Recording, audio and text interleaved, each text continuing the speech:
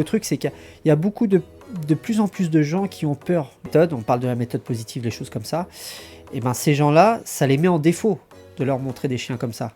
Donc forcément, ils vont dire non, je fais pas.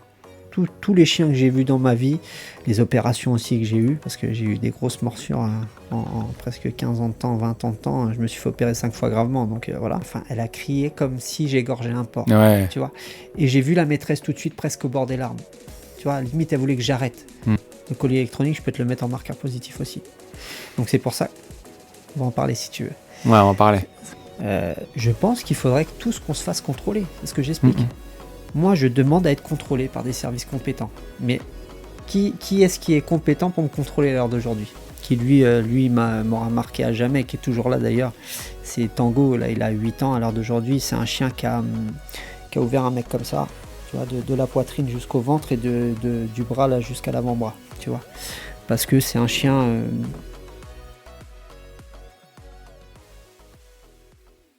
Tu t'en penses quoi des formations en fait qu'il y a actuellement sur les problème, réseaux, c'est que, etc. comme on en parlait, il y a à boire et à manger. Hein.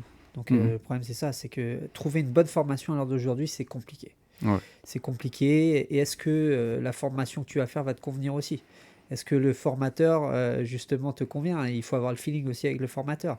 Est-ce qu'il a une bonne façon d'expliquer par rapport à toi ? Ça se trouve, il y en a 10 qui vont comprendre, toi, tu vas pas comprendre.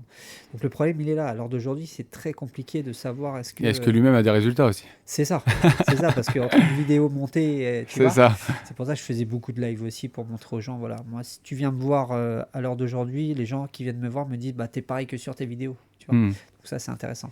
Oui, mais c'est pour ça que tu es là. Moi, je cherchais du vrai, je cherche pas quelque chose de faux. Ouais. Et je sais que tu es dans la vraie vie et dans la réalité des choses. Et ouais, c'est sûr. En tout cas, c'est l'idée que tu essaies de dégager par tes vidéos, par qui tu es, et tu essaies de transmettre, tu vois. Et je trouve ça super intéressant. Et du coup, sur les formations, par exemple, parce que là, par exemple, il y a un grand éducateur canin, pour pas le citer, qui fait des formations éduc en ligne. Ouais. Est-ce que tu crois que c'est réalisable ou pas ? Non.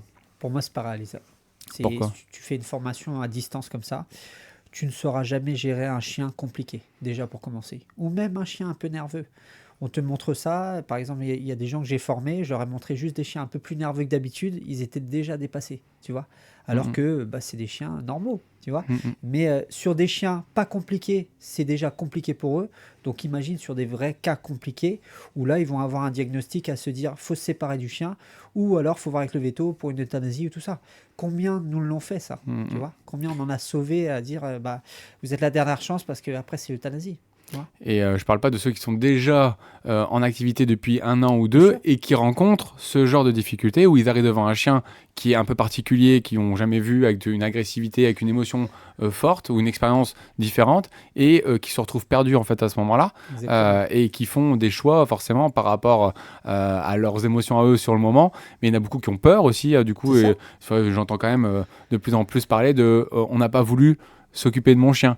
L'éducatrice est partie, tu vois. Mais moi, ça me rend dingue. Des cours de l'éducateur est sur le trottoir et le trottoir d'en face et ils vont te faire un cours comme ça d'1 heure. C'est ça. Attends, mais moi déjà, pour moi, dans ma tête, c'est ce que j'expliquais à ceux qui viennent en stage chez moi. Si à la première séance, je ne touche pas au chien, déjà, c'est pas possible pour moi. Il faut que je touche au chien. Moi, c'est mes 2 critères. Pour un chien agressif, par exemple, je touche au chien, je le démuselle, première séance. Voilà. Après, chacun fait comme il veut. S'il y en a qui ne se sentent pas de le démuseler tout de suite, ils ne le démusellent pas. Mais pour moi, c'est impactant déjà au niveau du chien, le fait qu'on le démuselle. Ça va être très impactant. Donc pour moi, c'est pas pour dire je suis le meilleur ou tout ça. C'est juste de dire, voilà, on a fait un petit travail pendant une demi-heure, 3/4 d'heure. Est-ce que là, je suis capable de te démuseler ? Est-ce que la confiance est là ou pas là ? Ça m'est déjà arrivé de ne pas démuseler le chien, attention. Mais 98% des cas, j'ai démuselé le chien. Et puis le message que tu envoies au propriétaire, c'est possible que. Exactement. Il a réussi à démuseler mon chien en fait en une demi-heure, 1 heure, même des fois en 10 minutes, parce qu'en fait on le prend pour un tueur alors qu'en fait c'est un gros bébé qui contrôle pas et en fait quand tu es clair avec lui, bizarrement, bah ok d'accord, il y a pas de souci quoi, d'accord. Et ça je trouve ça hallucinant que des personnes passent des mois et des mois avec un chien qu'on dit tueur, alors que c'est juste un gros bébé qui contrôle pas ses émotions et de l'incompréhension en fait à la base quoi. Donc ça c'est très intéressant. Et effectivement nous ce qu'on fait c'est que on prend le chien en main lors de la première séance et après bizarrement À l'inverse, on essaie de plus le prendre C'est ça. en main derrière parce que C'est sinon, arriver à se détacher. parce que Compliqué. sinon après c'est mort. C'est-à-dire que quand tu es présent dans la situation, le chien change totalement de comportement Ouais. et du coup, on n'arrive pas à vraiment régler les problèmes parce qu'on les rencontre plus quand on est présent dans la situation. Et c'est pas que le chien n'a qu'un maître et qu'on est le maître de son chien. C'est juste parce que le chien se dit dans cette situation-là avec l'éduc plus ma propriétaire, ils sont cohérents, ils sont Bien sûr. constants. C'est une relation Euh, de confiance. Tu comprends? Et souvent, tu verras que les chiens n'ont pas confiance en leur maître. Alors que nous, on va aller dans des situations. C'est pour ça que moi, j'ai bossé presque 10 ans sans terrain. Parce que moi, à l'heure d'aujourd'hui, tu me dis la rue, bah, c'est la merde, c'est le bordel, et ben on y va. Il n'y a pas de problème. Ouais. Alors qu'il y en a d'autres qui vont aller dans les champs, aller en forêt. Il y en a des réputés là dans mon coin, et premier rendez-vous, c'est en forêt. Non. Si le problème c'est en ville, on va en ville, c'est pas en forêt. Tu vois. Mm. Et donc, Et tu penses quoi du coup parce que là du coup c'est la zone de confort, etc. Qu'est-ce que tu penses du coup sur cette zone de confort? Il faut la respecter, il faut pas la respecter. Qu'est-ce que tu penses de ça? Alors, il faut la respecter dans certains cas. Maintenant, le truc, c'est, je vais te donner un exemple tout simple. Un chien qui se laisse pas approcher sur 10 mètres. Ben, moi, je vais pas prendre 10 séances pour arriver à aller toucher au chien. Première chose que je vais faire, c'est d'y aller. Alors, il y aura une façon bien personnelle d'y aller, mais forcément, je vais y aller, je vais prendre la laisse et puis je vais travailler le contact de la main. Très important. Parce qu'à l'heure d'aujourd'hui, il y a beaucoup de gens qui n'osent même pas toucher le chien de peur que ça tape. Voilà, de peur qu'il agresse ou autre chose, ou même qu'il ait une réaction disproportionnée. Donc le but pour moi, c'est de travailler cette main-là, de travailler ces choses-là. Donc la zone de confort, tu es bien obligé d'y aller, parce que si tu n'y vas pas, comment tu veux régler le problème? Tu vas aller dans des zones où justement tu vas commencer à y aller le soir, où il y a moins de monde. Combien il y en a qui me disent je le balade le soir? Alors j'ai l'impression on est dans Walking Dead. Tu vas croiser que des gens avec des chiens le soir. C'est pas possible. Non. Donc du coup il va falloir, oui, le chien va être dans un inconfort, mais l'inconfort n'est pas de la maltraitance. L'inconfort, c'est juste surpasser une émotion que toi, tu n'arrives pas à gérer. Moi, je vais te montrer qu'on peut la gérer ensemble. Voilà. Il y en a beaucoup qui vont pas caresser le chien des ducs parce qu'ils disent si tu le caresses, lui il veut pas de contact. Il est en train de te communiquer qu'il a pas envie de contact physique. Ouais. Si tu le caresses, tu n'es pas en train de le respecter. Qu'est-ce que tu penses de ça? Non, ben non. C'est pas question de ne pas le respecter. C'est que si déjà personne ne le touche, c'est forcément que lui se dit personne ne me touche, il y a un problème. Il doit y avoir un problème, c'est dangereux, ou peut-être que la main, peut-être qu'il y a eu des saccades, il y a eu des choses qui fait que maintenant il n'accepte plus cette caresse-là. Donc il faut bien lui apprendre que cette main-là n'est pas dangereuse. Cette main-là sert à jouer aussi avec le chien.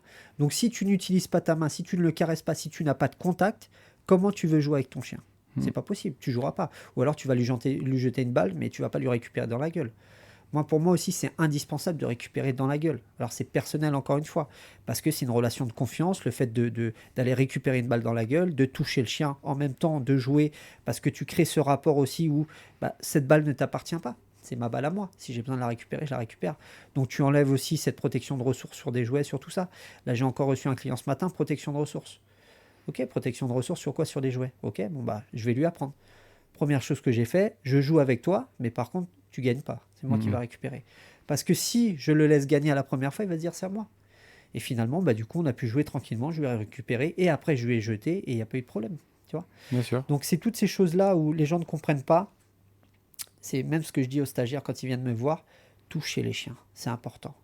La personne vient avec son chien, première chose que je fais, je parle avec la personne, mais je regarde le chien. Est-ce qu'il me tape un peu? Est-ce qu'il met un petit coup de museau? Est-ce qu'il vient se frotter à moi? Ou est-ce qu'au contraire, il me regarde un petit peu, il me dévisage? Est-ce qu'il va tourner autour de moi? Toutes ces choses-là vont faire que, voilà, je sais, toi, t'es peureux, t'es pas peureux, toi, tu cherches le conflit ou pas du tout. Et moi, je vais engager ce truc de mettre la main. Voilà.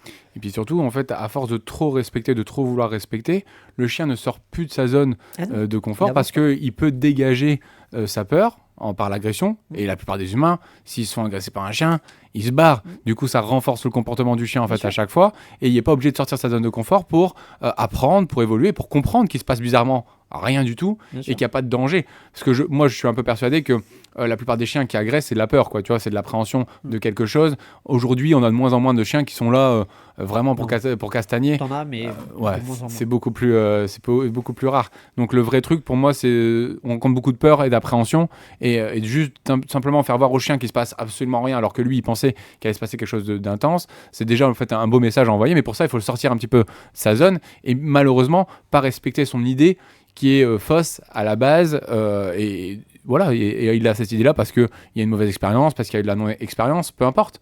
C'est pas pour ça qu'il faut toujours respecter. Bien sûr. Mais le problème à l'heure d'aujourd'hui, c'est que tu regardes sur beaucoup de professionnels, il y en a énormément qui choisissent des types de races à travailler. Là, j'ai encore reçu quelqu'un qui m'a dit, bah non, il prend plus ce type de chien. Mais tu es éducateur canin ou je comprends pas. Moi, ça me viendrait même pas l'idée de refuser un chien. J'ai jamais refusé un chien dans ma vie. Donc le truc, c'est qu'il y a beaucoup de plus en plus de gens qui ont peur, je pense, de certaines attitudes et qui veulent pas aller au charbon. Pour eux, ils ont une méthode. On parle de la méthode positive, les choses comme ça. Et ben ces gens-là, ça les met en défaut de leur montrer des chiens comme ça. Donc forcément, ils vont dire non, je fais pas. Donc ils vont toujours aller sur des chiens où leur méthode marche et diront bah si, la méthode marche. Mais moi, tu viens chez moi, j'ai tout ce qu'il faut. Je te sors n'importe quel chien et je vais te mettre en défaut. Et le problème, il est là, c'est que les gens ne veulent pas venir. Combien j'aurais dit, bah, tu penses que ta méthode est bonne, viens me voir. Et je te montre juste un chien et tu vas voir si ta méthode est bonne. C'est pas pour te dire je suis le meilleur ou machin, c'est juste pour te mettre face à la réalité. Là, on est dans une mouvance positive où là, c'est de pire en pire. Et s'ils arrivaient à te démontrer devant toi que ça marche, je pense que tu serais le premier à te remettre en question et à changer en fait d'attitude à ce moment-là, parce que nous, on cherche pas en fait le négatif, quoi, d'accord. Mais parfois, malheureusement, dans certaines situations, c'est nécessaire de sortir un peu de la zone de confort, du coup de mettre le chien un petit peu dans une zone qui est inconfortable pour lui et de lui montrer qu'il se passe rien. Mais ça passe par des actions un petit peu fortes pour le chien, mais c'est essentiel. Et sans ça, certains chiens, certains propriétaires n'arrivent pas à évoluer. Maintenant, effectivement, sur certains chiens, dans certaines situations, forcément, on peut être un maximum bienveillant et positif. Enfin, on est toujours bienveillant, mais on peut être positif et on n'a peut-être pas besoin d'aller le sortir de sa zone de confort parce que le chien est bien, parce qu'il est concentré sur nous, parce que la société pour lui est neutre et parce que tout se passe bien. Donc ça dépend de chaque cas, de chaque attitude et de chaque chien, chaque propriétaire, chaque environnement qu'on va rencontrer. Bien sûr. Ouais. Bien sûr. Du coup, je vais quand même te présenter. On a commencé du coup. C'est pas ton montage. Depuis plus de 20 ans, tu navigues entre passion canine et exigence de la sécurité, multipliant les expériences qui font aujourd'hui de toi un éducateur et un rééducateur canin reconnu. Après avoir sécurisé les métros parisiens, puis exercé comme maître chien en détection d'explosifs dans les aéroports de Paris, tu as acquis une rigueur et une persévérance exemplaires. En 2012, tu as fondé Samity Dog pour rendre hommage à tes deux compagnons, Samy et Timal, et te concentrer pleinement à l'éducation et à la rééducation. Malgré les doutes et les critiques que l'on peut parfois rencontrer dans ce milieu, tu n'as jamais changé. Tu mises toujours sur des preuves concrètes et des résultats tangibles. Grâce à tes collaborateurs avec des refuges, tes collaborations avec des refuges, tu as su développer une approche complète et adaptée à chaque chien. Mais ceux dont plus personne ne voulait, même ceux dont plus personne ne voulait, d'ailleurs, je galère un peu.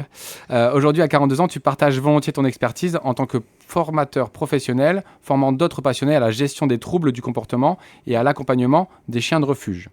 En plus de 10 ans d'activité sous l'enseigne Samity Dog, tu as vu passer toutes sortes de cas, du chiot promis à une vie de famille, aux chiens adultes présentant de lourds traumatismes. À chaque fois, tu as montré qu'avec de la patience, de l'écoute et une méthode adaptée, on peut rétablir l'harmonie entre le chien et son entourage. Entouré de collaborateurs et de professionnels reconnus, tu continues à défendre une éducation canine respectueuse basée sur le sérieux et l'empathie. Bref, tu prouves toujours, jour après jour, que la passion, la rigueur et la remise en question constante permettent de transformer durablement la relation homme-chien. Bravo pour ton parcours et merci d'être là pour partager ton expérience et ta vision du monde canin. Merci à toi. Est-ce que c'était bien résumé ou est-ce que je me suis loupé sur certaines choses ? Bien résumé, pour moi, oui. Après, je ne suis pas objectif, forcément. Mais oui, après, c'est forcément le parcours de vie qui fait, qui forge aussi tes méthodes, ta sensibilité aussi. Parce que moi, j'ai une sensibilité par rapport à certains types de chiens qui fait que, voilà, toi, tu vas trouver peut-être des choses que moi, je vais mettre en place. Tu vas dire, ah bah moi, je ferais peut-être autrement. Et puis, il y en a d'autres qui vont dire, oh là là, je ne pourrais pas faire ça. Donc, ça dépend, tu vois. C'est ton parcours qui va te définir. Moi, je me suis dit que c'est grâce à ma femme, d'ailleurs, hein, qu'on a inventé ce truc, Samity Dog. C'est elle qui m'a proposé ce nom-là. Et du coup, je l'ai accepté bien volontiers parce que c'est grâce à eux que j'ai commencé ce métier-là. Mais c'est de partout tous les chiens que j'ai vus dans ma vie, les opérations aussi que j'ai eues, parce que j'ai eu des grosses morsures en presque 15 ans de temps, 20 ans de temps. Je me suis fait opérer 5 fois gravement, donc voilà. Donc c'est tous ces chiens-là qui m'ont formé. Les erreurs que j'ai faites, je les ai fait à cause de ça. J'ai pas fait de formation plus que ça. J'ai été dans une SPA juste pour passer la cassette à l'époque. Voilà. Je te parle de ça il y a 15 ans. Voilà, mais c'est plus mon expérience personnelle qui a fait que voilà, maintenant je suis très instinctif. Tu vois, je vais pas forcément dire faut telle ou telle méthode. Je ne cherche plus à réfléchir. D'ailleurs, c'est pour ça que je t'ai dit, moi, je veux même pas savoir. Tu viens, tu me poses tes questions. Voilà. Je vais être très instinctif. Je vais voir le chien. Hop, je sais ce que je vais mettre en place. Mais ça, c'est le temps qui fait. C'est ton expérience. Voilà, c'est pour ça que tu disais tout à l'heure que la formation en ligne te donne pas d'expérience sur le terrain. Et du coup, en fait, tu peux prendre des grandes claques au départ, voire avoir des situations dangereuses comme toi, tu as pu vivre, avec des morsures en fait graves, qui peut... toi, tu as rebondi et tu es retourné sur le terrain. Mais certains ne retournent pas sur le terrain parce que ça crée en fait un petit peu des traumatismes. Moi, je me souviens d'un chien où quand j'arrivais devant la porte, j'avais mon palpitant à 500 parce que je me disais, avec ce chien-là, la moindre petite erreur de ma part va créer une réactivité forte et ça peut le faire partir dans tous les sens, quoi, tu vois.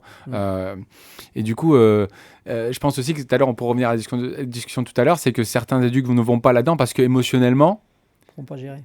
C'est dur. Bien sûr. Tu vois, c'est difficile. Toi, tu dois gérer. Si toi, tu n'es pas capable de gérer tes émotions, le chien en face, tu n'arriveras jamais à le gérer. C'est impossible. Si tu pars dans tous les sens, si tu mets de l'énergie, si tu as peur, si tu as plein d'émotions, que tu lui envoies des émotions, lui, il est déjà pas capable de gérer lui-même. Alors, si tu lui envoies en plus des émotions, en plus dans la tronche, c'est encore plus complexe, quoi. Bien sûr. Et du coup, je pense que beaucoup juste fuient leur propre manque de gestion à ce moment-là. C'est pour ça que ce que je t'expliquais, c'est ça, c'est que de toute façon, le cerveau, il prend deux chemins. C'est soit tu te fais mordre et tu remontes en selle très vite, ou soit le cerveau se dit, je ne veux plus ressentir cette douleur-là, et ok. Là, du coup, ça te met des doutes et tu arrêtes. Mais c'est pour ça que cette formation en ligne n'est pas bonne. Qu'est-ce qui me prouve que ce que toi, tu m'enseignes, je pourrais le reproduire, ou est-ce que c'est vérifiable ce que tu me montres, voilà. Ce que tu me décris. Voilà. Parce que entre dire, voilà, il faut faire ci, il faut faire ça pour approcher un chien, et moi, quand je vais te mettre ce chien-là qui n'acceptera pas ce qu'on t'a expliqué, comment tu fais ? S'adapter. Voilà. Ouais. C'est pour ça que les formations, il faut les faire chez des professionnels, il faut faire chez des gens qui ont déjà été reconnus, entre guillemets, et qui peuvent te prouver, qui peuvent te sortir du chien. Voilà. Qui vont te dire, voilà, ce que je t'ai dit ce matin, en théorie, on va le mettre en pratique. C'est important. Très important. Ouais. Toucher du chien, c'est la base. Et après, il y a aussi toute la partie coaching humain. Ouais. Parce qu'un humain qui passe pas à l'action au quotidien ne va pas changer son chien, malheureusement. Et du coup, nous, on a une partie coaching aussi qui est super importante, qu'il faut aussi mettre en avant. Est-ce que tu as une race... du coup, tout à l'heure, tu disais que tu avais une petite race particulière. Que tu préfères ? C'est quoi la race Alors, avec le temps, j'ai pas eu forcément de race préférée. Avant, c'était le malinois, forcément, parce que j'ai eu un berger allemand malinois. Mais j'ai eu des bonnes surprises avec certains chiens. Tu vois, le pincher, par exemple, ça, c'est un chien que j'aime bien, la nervosité. Tu vois, c'est des chiens que j'aime bien. Le bull terrier, très nerveux, c'est ce que j'aime. Je me rends compte avec le temps que les chiens nerveux, c'est ce que j'aime. Tu vois, les chiens un peu speed, c'est ce que j'aime. Les chiens avec un petit peu de caractère. Mais voilà, j'ai eu certaines surprises, tu vois, sur des chiens que j'aurais pas. Du coup, tu les aimes parce qu'ils te taquinent ou parce qu'ils sont m'amènent présents à réfléchir. Voilà, c'est surtout ça. C'est que moi, ce qui m'intéresse, contrairement à ce que disent les gens, c'est que moi, je me remets en question tous les jours. Et même sur des séances, tu vois, qui se sont bien passées, je rentre chez moi, je vais quand même réfléchir à me dire, j'aurais peut-être pu faire mieux. Tiens, finalement, parce que moi, je filme beaucoup mes séances, tu vois.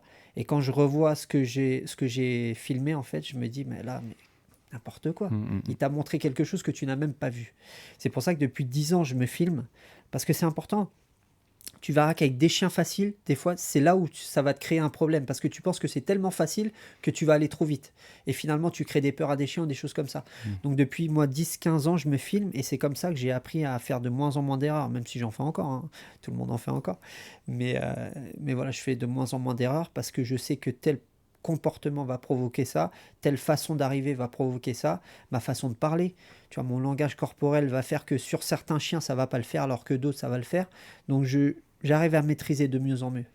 Tu parles beaucoup en fait du coaching sur le chien. Ouais. Toi, t'es focalisé sur le coaching sur le chien. Ou alors tu te focalises beaucoup aussi sur le coaching humain. Non, je me focalise sur le coaching humain, mais première séance, je vais toujours dire aux gens, je prends le chien, je travaille, je vous explique après. Voilà. Parce que j'ai besoin de connaître le chien. Parce que le chien va me ressortir la personnalité de son maître. Donc forcément, si je vois un chien qui est sensible, qui est machin, je sais que derrière le maître, en général, c'est ça. Tu vois. Ou un chien qui va être très sensible sur des exercices, je sais que là, je le mets dans le rouge, alors que pour moi, c'est des exercices basiques. Donc ça veut dire que la maîtresse, je sais que je vais galérer, ou le maître, je vais galérer là-dessus. Donc oui, bien sûr. Mais je vais toujours me focaliser sur le chien parce que c'est lui qui va me dire la vérité. Il va me dire comment est son maître ou sa maîtresse. Et Oui. après, je discute. Et puis Tu il vois. va jamais mentir, il va toujours exprimer Bien ses sûr. émotions telles quelles. Bien sûr. Effectivement, c'est bien, c'est intéressant. Donc ce lien entre tel chien, tel maître, comment tu le vois ce lien-là? Parce que c'est pas parce que l'humain est caractériel que le chien va forcément être caractériel, mais il y a quand même en fait un biais. Et toi, tu le vois comment ce biais-là? Qu'est-ce qui fait qu'on dit tel chien, tel maître pour toi? Tel chien, tel maître, c'est dans le sens où, comme je te dis, par exemple, la sensibilité du chien, ça ressort vachement sur le maître ou la maîtresse. Tu vois. Là, j'ai fait un chien. Si elle voit le podcast, je la salue. J'ai fait un Staffy. Staffy qui a en fait... elle s'entendait bien, ça faisait 3 ans qu'elle était avec un chien et du jour au lendemain, elle a voulu la découper, elle était entre la vie et la mort, la chienne. Donc là, elle est sortie il y a une semaine, je crois, du vétérinaire. Et ça fait 2 semaines que je bosse avec. Cette chienne-là ne voulait pas de croquettes, ne voulait pas de caresses, n'était pas plus intéressée que ça et était peureuse. Donc je voyais que la maîtresse était en surprotection déjà sur sa chienne. J'ai voulu la coucher. Donc forcément, je mets une contrainte au chien. Tu aurais vu comment elle a crié comme si j'égorgeais un porc. Ouais. Tu vois. Et j'ai vu la maîtresse tout de suite presque au bord des larmes. Tu vois, limite, elle voulait que j'arrête. Alors que je faisais rien de plus.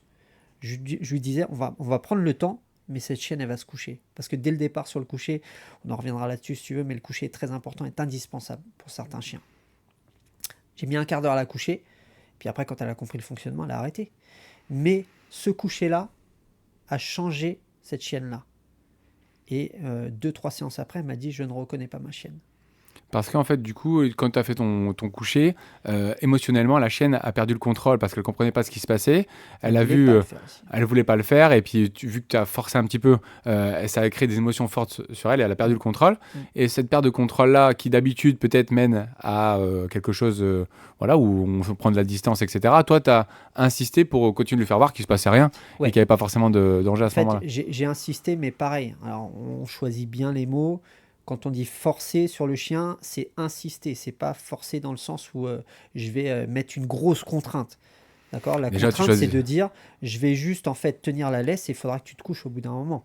D'accord. J'appuie pas avec le pied ou toutes ces choses-là que je veux pas voir moi. Mais je vais l'inviter en fait à se coucher. Et si elle veut pas se coucher, c'est pas grave. On va prendre le temps. Mais je peux t'assurer que tu vas te coucher. C'est ça. Voilà. Et du coup, je lui ai montré qu'en fait, la chienne est partie dans un délire où elle se contrôlait plus. Et puis à un moment, le cerveau commence à réfléchir, elle commence à se poser, et derrière, on obtient ce qu'on veut. Voilà. Et ça, les gens ne sont pas préparés à ça. Voilà. C'est des gens, ils vont se dire, voilà, la chienne, elle commence à crier, elle n'est pas bien. Elle ne regarde même pas l'éducateur en train de faire. Elle se focalise sur la chienne, elle se dit, là, il y a de la maltraitance, ou il peut y avoir quelque chose.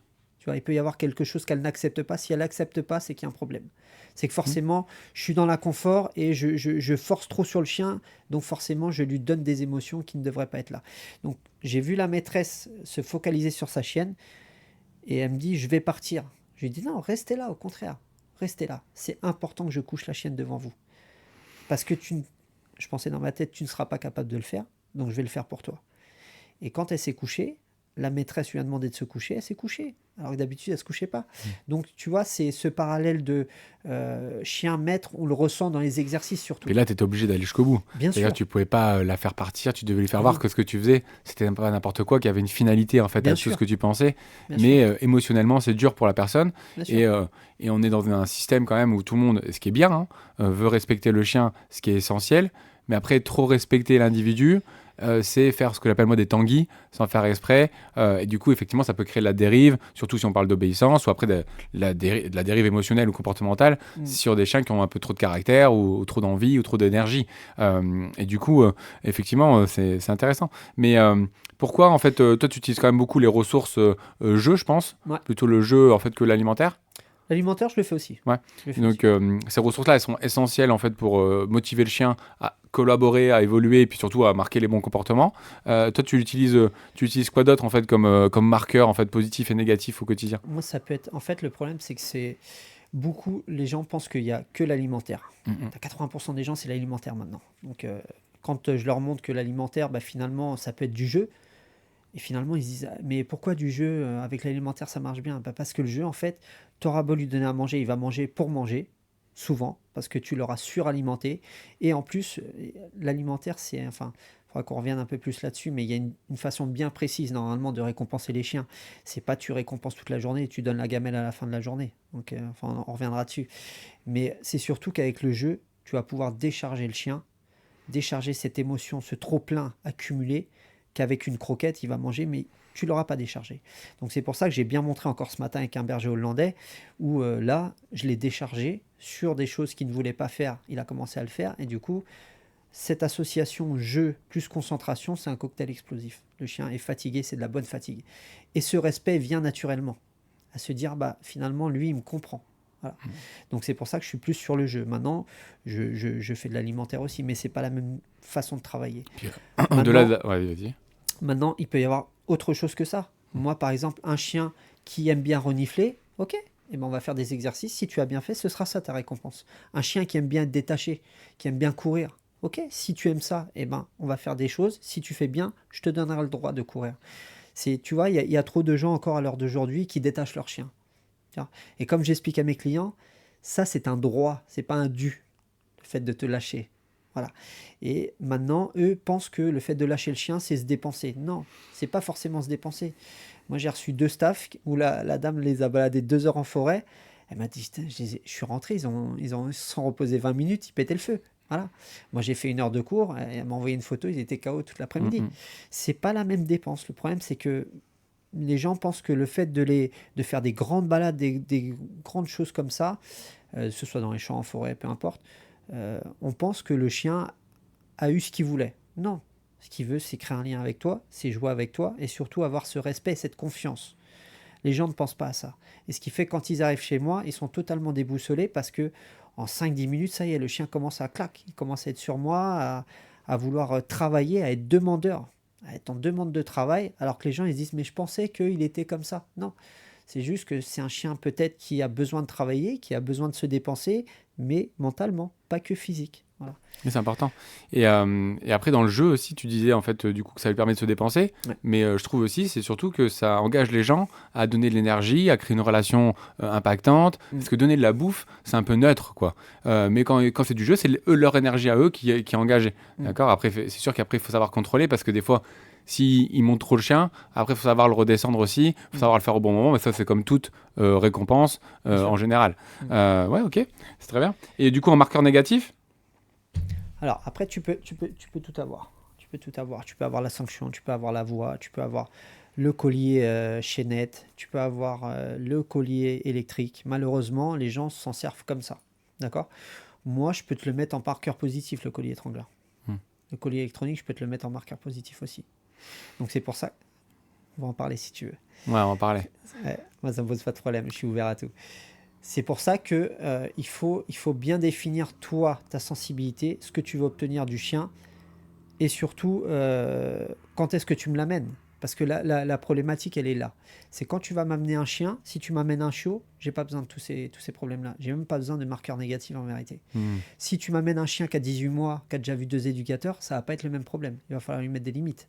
Si tu as vu un chien qui a été abandonné plusieurs fois, qui vient, qui est super chaud, que ce soit agressif humain ou chien, ça va pas être le même travail non plus. Donc, j'ai pas vraiment de marqueur négatif. Tout dépend ce que je vais mettre en place et le chien que j'ai en face de moi. Du coup, on va revenir juste sur un truc que je suis en train de penser. Ouais. Sur le marqueur positif, Ouais. t'as pas parlé du contact physique. Mm. Parce que la caresse, est-ce que pour beaucoup de chiens, c'est un marqueur assez positif pour pouvoir créer des comportements, faire des efforts, etc. Normalement, c'est un marqueur positif, mais c'est même plus un marqueur positif pour 80% des chiens qui viennent me voir. Parce que tu verras que les gens les caressent pour tout et n'importe quoi. Ils sont chez eux, ils regardent la télé, ils les caressent. On va se croiser avec nos chiens dans la rue. J'ai besoin de te parler, on discute 10 minutes, ils sont là à caresser leur chien. Donc la caresse n'a plus la même valeur qu'il y a des années. tu vois. Alors, la méthode positive, on va dire cette méthode positive-là, le fait qu'elle soit apparue, c'est bien, parce que ça a évité plein de dérives, même s'il y en a encore, ça va limiter beaucoup de gens. Maintenant, il faut en prendre et en laisser. Voilà. Le truc, c'est que cette caresse-là, maintenant, on est trop dans le fait de parent-enfant, tu vois. Maître chien, c'est parent-enfant maintenant. J'ai encore vu une dame hier, c'était ça. C'est mon bébé, c'est ceci, c'est cela, et puis les caresses, et puis machin. Puis...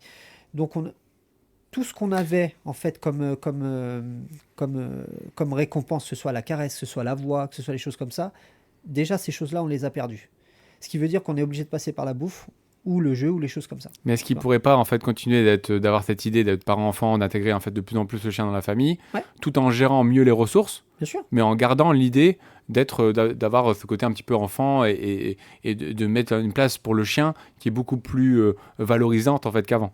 Mais il faut avoir ce juste milieu. Le problème, c'est qu'on n'a pas ce juste milieu. C'est qu'on humanise trop les chiens. Le problème, c'est que... Il ne faut pas oublier que les chiens, si tu veux, ont été domestiqués il y a des milliers d'années. Donc, ils ont appris à nous comprendre, que ce soit dans le langage corporel ou même les mimiques faciales, les choses qu'on a. Donc, ils reproduisent ça. Le problème, c'est que ces gens-là ne comprennent pas ça. Tu vois, un chien qui ne va pas vouloir sortir va se laisser traîner. Dès que tu vas tirer un tout petit peu... Bah oui, puisqu'il sait que dans la rue, les gens vont me regarder. Ils vont dire, qu'est-ce qu'il fait à son chien? Tu vois, j'ai eu le cas où j'ai tiré comme ça gentiment sur 5 mètres et puis le chien, il a dit, oh, il est chiant, ok, je le suis. Voilà. Mais comme les personnes ne l'ont pas fait, ça, ils ont dit, oh là là. Je l'ai eu récemment sur un petit chihuahua qui avait peur, tu vois. Ouais. Et du coup, la dame, elle dit, bah oui, mais il a peur. Donc, je vais pas... Le but, c'est de rester statique. Mais je dis, ça fait combien de temps que vous restez statique? Bah, ça fait 1 mois et demi, 2 mois que je reste statique. J'ai dit, mais ouais, mais on va juste forcer un tout petit peu. Et en plus, je rajoute du positif à chaque fois qu'il bouge. Je rajoute une ressource positive exceptionnelle pour renforcer le fait que passer au-dessus de sa peur, ça lui apporte du positif. Bien sûr. En 1 heure, il baladait à côté de moi comme si de rien n'était. Encore une fois, on en revient à ce qu'on a dit tout à l'heure. À force de trop respecter, on reste tout le temps dans cette petite bulle et le chien comprend. Enfin, c'est pas qu'il comprend, c'est qu'il n'a pas besoin de passer au-dessus de ça pour évoluer. Et du coup, c'est triste parce que ça donne des êtres très bébés, très enfantins. Puis, voilà. Même pour moi, tu parles de respect, mais c'est pas respecter le chien que de le prendre pour un humain. Tu vois. Pour moi, c'est pas respecter le chien que de se dire, bon, bah, il est peureux, ok, il a peur en ville, je vais aller dans les champs. Il a peur des humains, je vais pas lui montrer les humains. Et il s'est fait agresser par un chien, donc du coup, il commence à être réactif, donc je lui fais plus voir de chien. C'est pas respecter le chien pour moi, tu vois. Il faut pouvoir faire surpasser des peurs, parce que sinon, à ce moment-là, eh ben, combien de chiens, et de toute façon, le temps nous l'a prouvé, ça fait 10-15 ans là qu'on a du chien de plus en plus nerveux, de plus en plus agressif, alors que c'est des chiens juste qui étaient à la base normaux, tu vois. On a des troubles de comportement qu'on n'avait pas il y a 10 ans. Enfin, toutes ces choses-là ont fait qu'avec le temps, on a créé ces choses-là. Et c'est les gens, maintenant je trouve que c'est les propriétaires qui ont peur sûr. de passer ces caps-là, peur en fait de la vue de la société en fait sur eux, et du coup ils se renferment en fait un petit peu sur eux-mêmes parce que c'est la société qui montre un peu du doigt. C'est comme si la dernière fois j'étais en fait dans un magasin, j'ai juste monté un tout petit peu le ton sur mes enfants et pour moi dans mon cœur j'avais raison parce qu'ils n'ont pas à se servir et ils n'ont pas en fait à faire des crises quand je leur reprends pour remettre dans le rayon. Mais je me suis fait les gens sont venus en fait me donner des leçons, tu vois, et ça c'est ce que j'ai trouvé ça hallucinant parce que je me suis dit mais ça tombe, tu me croises 2 mois après et mes gosses ils se comportent bien, tu vas me dire bravo, alors qu'ils se sont bien comportés là à ce moment-là parce que je leur ai expliqué une règle de vie 2 mois avant et que c'était essentiel de le faire à ce moment-là. Et ben pour moi sur les chiens c'est pareil, faut pas avoir peur en fait d'expliquer comment ça se passe et d'être le guide et les gens effectivement ils essayent d'être le meilleur ami plutôt que le professeur ou plutôt que le guide parce que c'est plus simple, parce qu'ils prennent un chien pour donner de l'amour, pour passer des bons moments et pas forcément pour avoir ce côté éducatif en fait derrière qui est complexe et difficile et malheureusement chez le chien personne ne le fait à notre place et du coup ça augmente un peu la difficulté pour tout le monde. Bien sûr. Et il n'y a qu'à voir, excuse-moi. Il n'y a qu'à voir, tu regardes avec le temps, je pense qu'il faudrait que tous qu'on se fasse contrôler. C'est ce que j'explique. Moi, je demande à être contrôlé par des services compétents. Mais qui est-ce qui est compétent pour me contrôler à l'heure d'aujourd'hui? C'est ça le problème. Et puis, il n'y a pas de... Qui peut avoir le diplôme d'éducateur canin? Tout le monde. En 2 jours pour 250 euros. Ouais, c'est ça. Tu vois. Mais Donc, si tu veux, si on faisait du ménage dans cette profession déjà, on serait un peu plus reconnu. La particularité là, c'est que ça pousse comme des champignons. Alors Ouais. aujourd'hui, tu fais une formation, tu sur Internet, ça y est, t'es éducateur canin, t'es machin. Mais pourquoi on n'évaluerait pas des éducateurs canins sur un mois? Les gens Et viennent tous les jours, un qui mois. va prendre ces C'est décisions-là? ça, c'est ça. Parce Mais que tu vas mettre des ultra-pots en fait à la tête de ça, parce que c'est peut-être eux qui vont réussir en fait à avoir cette idée-là, d'accord? Mais ça va être un carnage si tu mets des ultra-pots. Et à l'inverse, si je veux dire les anciens avec des grandes guillemets ils disent bah non, faut revenir à ces méthodes-là, et pareil imposent ces méthodes-là, ça va être un carnage aussi. oui, Le non, mais truc c'est de trouver l'équilibre des gens équilibrés. moi je Mais pense qu'il faudrait des ultra positifs, des traditionnels et des gens qui sont. Moi, je me considère pas comme traditionnel. Je me considère comme quelqu'un de positif, bienveillant, parce que justement, bien je sûr, change la vie des gens et je change la vie des chiens. Maintenant, moi, je suis entre les deux. Je vais prendre ce que j'aime dans le positif, je vais prendre ce que j'aime dans le traditionnel, mais je ne ferai jamais comme il y a 20 ans. Voilà, on a tous évolué. Maintenant, le truc, c'est qu'on s'adapte aux chiens. Donc, moi, je prendrais ces gens-là. Voilà, je leur dirais, ok, pendant un mois, on y va. On y va et on filme. Vous pouvez filmer, moi je m'en fous. Moi je filme à longueur de temps, donc c'est pas ça qui va changer ma vie. Et on y va, voilà. Et on montre moi je la suis vie d'accord. réelle. Je suis Voilà, d'accord. tu vois. Et quand on m'aura contrôlé, on me dira ok, lui en Île-de-France, c'est bon, vous pouvez y aller. Le problème c'est beau, mais regrouper un coercitif avec un ultra-pot par exemple, c'est deux personnes, deux individus totalement À différents, l'opposé, bien sûr. totalement à l'opposé, et qui vont pas réussir à, la plupart en tout cas, je pense qu'il doit en avoir, mais la plupart vont pas réussir en fait à collaborer, à débattre positivement, dans la bienveillance et en étant un petit peu Oui, mais ouvert là, d'esprit. là c'est autre chose, Gaëtan. Le truc, ce qu'il faut se dire, c'est que même si les gens sont pas d'accord, là, il y a un cas concret devant toi, là. Il y a un chien. T'as beau ne pas être d'accord avec moi, mais si t'es pas d'accord avec moi, prends ma place et montre-moi. Ça, je suis Et d'accord. là, on verra. Là, je Tu suis vois. d'accord. Et là, tu peux mettre tout le monde d'accord. Moi, j'ai déjà dit, depuis des années, on se regroupe tous là sur un terrain et on y va. On y va. Mhm. Et le but, c'est pas d'humilier qui que ce soit. Mhm. Moi, je respecte autant un positif que machin. Ceux que je respecte pas, c'est ceux qui me jugent sans me connaître. Voilà. Exactement. De quel droit, toi, tu viens me dire ça alors que tu ne prendrais même pas le chien que je prends? Voilà, c'est tout. Maintenant, à partir de là, si tu me critiques pas, ou même si tu n'es pas d'accord avec moi, tu as le droit, mais critiquer sans fondement, bon, ça j'aime pas. Mais si tu prends ces gens-là, et que derrière on dit, bah voilà, je sors un chien, machin, moi je vous montre comment je fais, clac, clac, clac, vous n'êtes pas d'accord, ok, montre-moi l'autre méthode. Bah là, tu vois, ça fonctionne pas. Montre-moi ta méthode, bon alors toi, pas du tout, tu vois.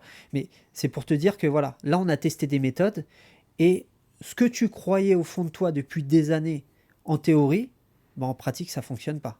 Mm. Et à l'inverse, il m'a montré un truc que j'aurais pas pensé. Tiens, bah, je vais peut-être le prendre, ça.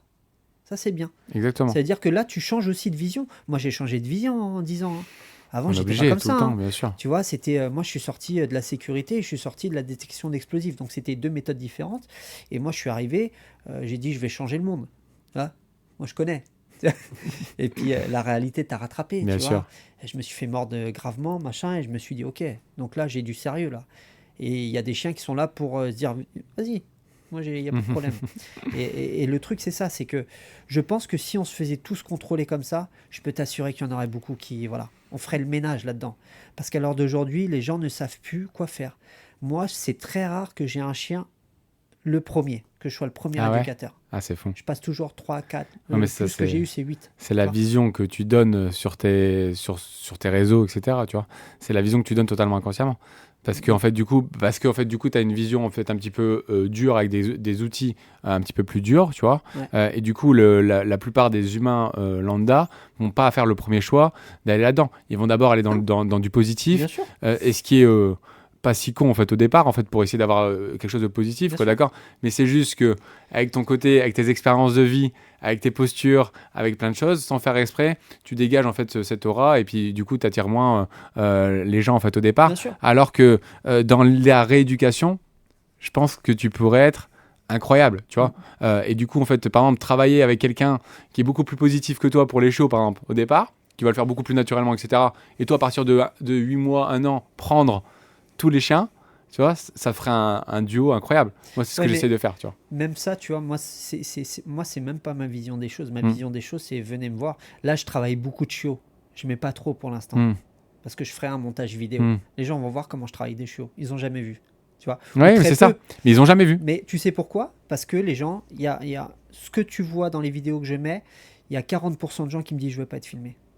Bien sûr. Et c'est dommage parce que des fois, il y a des cas qui sont très mais intéressants. Oui, mais ils ont déjà vu des éduques, ils ont déjà vu des... Ouais. Et puis les gens te disent non, je comprends. Et il y en a d'autres qui me disent je viens vous voir, vous êtes le dernier recours parce que j'ai essayé ça. Mais tu serais venu me voir, tu n'aurais pas eu besoin de tout ça. Exactement. Mais comme ils se disent, bah lui, et puis tu sais les réseaux sociaux, comment ça fonctionne. Ils vont aller sur un groupe, ils vont dire Samity Dog, ouais, surtout pas, lui c'est un mec qui... voilà. C'est pour ça que je te dis, tu te fais avoir par cette idée-là, et c'est pour ça que tu n'arrives pas à les toucher en fait au départ, tu vois. Et je me rends compte aussi en fait de ça, et c'est triste, c'est la triste réalité, triste, mais c'est juste la vision en fait, et le fait que tu as assumé en fait depuis des années, et qui fait que maintenant en fait... tout le monde a un petit retrait en fait alors que c'est une erreur absolue, tu vois. Mais voilà. Mais du coup, pour revenir un petit peu au collier électronique, bah, du coup, on fait une sale transition. Moi, tout à l'heure, pourquoi j'ai sourcillé un petit peu, parce que à partir du moment où, alors tu m'aurais dit vibration sonore, je peux faire un marqueur positif. Alors là, oui, c'est sûr et certain. Moi, j'ai des chiens en fait sourds où j'utilise la vibration pour faire un rappel, tu vois. Donc, il y a aucun problème là-dessus. Maintenant, sur l'électronique, faire un marqueur positif, à part si ça a très faible, très faible en fait volt, enfin je sais pas comment on dit ça, puissance, ça pourrait marcher. Mais sinon, tu peux pas faire un marqueur positif sur un collier électronique. Alors, qu'est-ce que tu appelles déjà faible puissance? Bah, c'est vraiment que ça chatouille, tu vois. Ok. Comment tu sais que ça chatouille? Bah, par rapport à l'attitude du chien. Ok. Qu'est-ce que tu utilises comme collier électronique? Moi, j'en utilise quasiment jamais, tu vois. Alors, si tu devrais acheter un collier électronique, tu achètes aucune idée. Bah, j'utiliserais en fait quelque chose, à mon avis, où je me renseignerais pour avoir en fait un collier qui est efficace. Voilà. La problématique, elle est là. Il faut déjà passer par la base. La base, c'est de prendre un bon collier électronique. Les gens m'achètent ça sur Amazon. Ils prennent des trucs à 80, 50 balles, 100 balles, 150 balles. C'est pas des bons colliers électroniques parce que déjà à la base, les puissances sont très hauts. D'accord? Moi, j'ai eu une personne qui est venue chez moi et, en balade collective et elle avait un collier électronique. Et du coup, moi, je juge jamais les gens. Voilà, parce qu'il me dit, ouais, elle agresse les chiens, machin et tout. Ok. Et du coup, je vois, quand il appuie, le chien, il fait comme ça. Tu vois, il dit rien, mais il fait ça. Tu vois déjà que là, déjà, voilà, c'est pas bon, déjà pour commencer. Et le truc d'avoir fait ça, c'est que j'ai dit, ok, j'ai dit, tu arrêtes le collier électronique et on va l'essayer tous les deux à la fin. Bah, moi, je l'ai essayé. Hein. Il l'a mis à 2. C'est comme si c'était à 60 sur le mien. Oui, mais je suis qu'à 2. Bah, mets-le à 2. Tu vas voir ce que ça fait à 2. Et il m'a dit, non, je te crois. Non, fais-le. Et quand il l'a vu, il a vu la différence. Et je te dis, regarde, ça correspond à ça sur le mien. Ah ouais, putain, 60. Eh oui. Tu vois? Donc, ça veut dire déjà, tu démarres mal. Tu commences très mal déjà. Donc, ça veut dire qu'il faut déjà se renseigner sur un bon collier électronique. Ensuite, comment tu associes le collier électronique? Ben, il faut l'associer avec quelque chose de positif déjà. Si tu mets le collier électronique, tu lâches ton chien et tu le shootes, aucun intérêt. Aucun intérêt pour moi. Moi, ce que je vais commencer à faire, c'est que je mets le collier électronique que pour les balades. Voilà. Et je ne l'allume pas. Tu vois? Ensuite, je mets le collier électronique pour la gamelle. Tu vois? Je vais associer ce collier-là avec quelque chose de positif. Ok? Ce qui fait que quand il va voir le collier, il va se dire oh, trop bien. Ok. Étape suivante. Je vais commencer à régler l'électrostimulation. Quand est-ce qu'il ressent? Ok, il ressent ici. Et bien à ce moment-là, je vais, à chaque fois que je vais stimuler, je vais jouer avec le chien. Tu vois? Marqueur positif. Je vais l'appeler, je joue avec le chien. Marqueur positif. Ça je comprends. Tu vois? Mais si l'électronique provoque une petite, on va dire un gros mot, mais douleur, ce sera jamais un marqueur. Mais pourquoi tu veux créer une douleur? C'est ça, je comprends pas. Bah, pourquoi c'est pas une douleur. Jusqu'à une douleur. C'est pas une douleur, mais toi, tu vas. c'est un inconfort. Quand tu vas chez le kiné, on te stimule tes muscles. C'est inconfortable. D'accord? C'est inconfortable parce qu'il faut que ce soit efficace. Et ils vont te dire jusqu'à quand tu sens. Ah là, ça fait un peu mal. Ok. Mais moi, je ne vais pas en arriver là. Moi, c'est juste un prolongement de la voix, le collier électronique. Mais je pense pas que tu arriveras à me convaincre là-dessus parce que. C'est pas grave. Pour je moi, veux pas te convaincre. Pour moi, je t'explique juste comment je fonctionne. En fait, le truc pour moi, dans mon cœur à moi, c'est que si ça fonctionne, c'est qu'il le ressent. S'il le ressent, c'est forcément en fait quelque chose de négatif pour lui. Non. Même si c'est lié, en fait, parce que ça provoque un inconfort, quelque chose en fait de désagréable pour lui, comme tu te cognes par exemple le coude sur une table, d'accord, c'est inconfortable. Même si on me donne quelque chose de très positif derrière, pour moi, ça restera inconfortable en fait dans le temps. C'est là où tu m'as pas compris, c'est parce que toi, tu penses que ça crée quelque chose d'inconfortable parce que ça lui fait mal. C'est pas ça, moi. Pas forcément mal. C'est comme si je te tapote l'épaule, je te dis Gaëtan. Gaëtan. C'est ça, moi. C'est juste que tu ressentes que le muscle soit stimulé. Je veux pas que tu aies mal. Tu vois la différence? C'est ça qui fait que derrière, on crée une complicité que les gens ne comprendront jamais. À part ceux qui l'utilisent comme il faut. C'est un marqueur spécial. Après, moi, j'ai fait une formation dans ma vie où moi, je vais le dire avec Monsieur Pupier, mais où il a fait un marqueur négatif sur un clicker. Ça m'a fait sourire, tu vois. Mais c'est juste qu'il voulait montrer, parce que c'était l'époque du clicker, tu vois, et qu'en fait, le clicker n'est pas un outil positif, et du coup, il a fait exprès de faire un marqueur négatif pour faire ça. Mais il a juste fait comprendre à tout le monde que c'est juste un marqueur, et après, que chacun peut l'utiliser comme il le souhaite. C'est un petit peu ce que toi, tu mets en avant, c'est que, en fait, peu importe l'outil qu'on utilise, c'est à quoi il est associé et comment il est utilisé. C'est ça le vrai truc, quoi. Bref, c'était important, je pense, de communiquer, voilà, que c'est un outil comme un autre qui doit être utilisé en fait intelligemment. Bien sûr. Que certains éduques l'utilisent, d'autres éduques l'utilisent pas, peu importe. À partir du moment en fait où c'est bien fait entre guillemets et que ça sauve la vie de certains chiens et ça rééquilibre en fait des relations parce que c'est bien utilisé. Mais il faut être accompagné, il faut en fait se former, il faut être coaché. Et nous en tant que coach, on fait juste gagner beaucoup de temps dans la compréhension et ça permet en fait d'avoir un résultat beaucoup plus rapide que si on n'est pas coaché, parce que tout simplement on a les expériences, on a les informations et on essaie de les transmettre le plus. Puis on a fait les bonnes formations, c'est surtout ça. Du coup, j'essaie en fait de m'adapter en fait à la société. Tu vois, j'essaie de changer les outils, même si j'ai jamais utilisé ça toute ma vie parce que j'ai toujours été formé par d'autres outils. Et j'essaie de faire effectivement en fait dans des cas plus complexes de la gestion, ce qu'on appelle la gestion de l'environnement, prendre plus de distance, diminuer la difficulté en fait là-dessus. Oui, ça oui.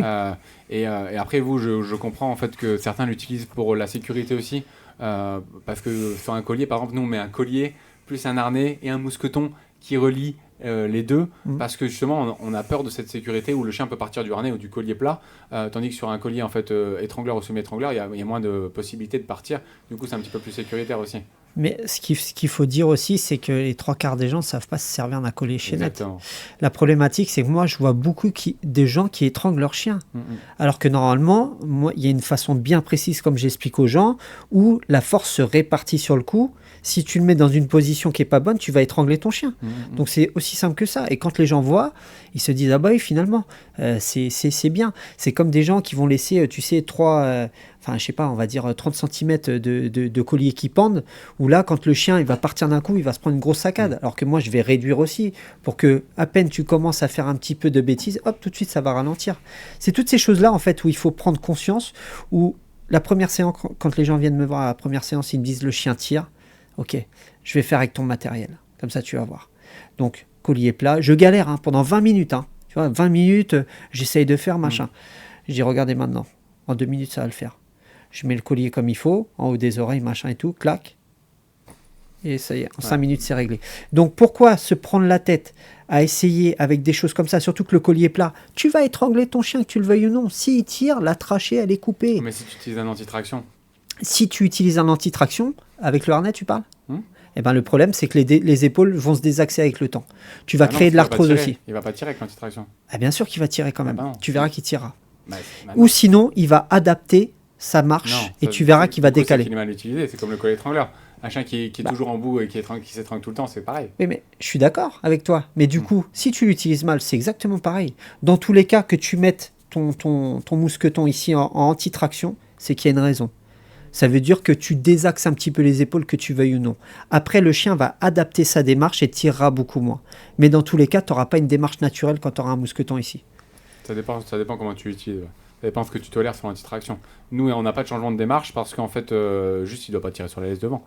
Donc, en fait, on est cohérent en fait, avec ça et du coup, il n'y a pas de changement de démarche. Vu qu'il va jamais devant la laisse. Oui, mais si tu ne fais pas un changement de démarche, pourquoi à ce moment-là, tu mets un harnais anti-traction ? Ça veut bien dire ce que ça veut dire. Parce que c'est beaucoup plus contrôlant qu'un collier plat. Comme tu as dit, toi, tout à l'heure, tu as pris 20 minutes pour apprendre la marche en laisse. Ouais. D'accord ? Tu changes d'outil, tu prends 2 minutes.